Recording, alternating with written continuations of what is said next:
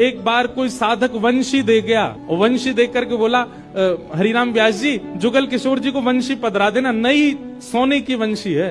तो आपने श्रृंगार करके जैसे ही वंशी ठाकुर जी के हाथ ऐसे ही रहते हैं, तो वंशी पोली उसमें जैसे ही प्रवेश कराई, ठाकुर जी के हाथ का जो छिद्र है वो छोटा पड़ गया, वंशी बड़ी, लेकिन ज्यादा बड़ी नहीं, नेक बड़ी, नेक। तो व्यास जी ने थोड़ा श्रम किया, थोड़ा जोर लगाया कि वंशी कैसे भीतर जाए।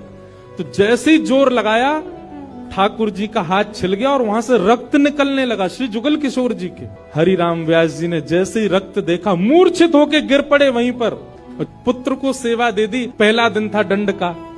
तो श्री हरिराम व्यास जी वृंदावन में भ्रमण करते रहे, परिक्रमा लगाते रहे। परिक्रमा करके रात्रि में जैसे ही लौट करके आए, तो शयन का दर्शन करने जब गए, तो शयन के दर्शन में आपने क्या देखा कि जुगल किशोर जी ने स्वर्ण की वंशी धारण कर रखी, वही वंशी जो सुबह वो पधराना चाह रहे थे। उन्होंने अपने पुत्र को बुलाया, पुत्र को बुला के बोले, ये वंशी सुबह ठाकुर जी के हाथ में नहीं आ रही थी, अभी कैसे धारण हो गई?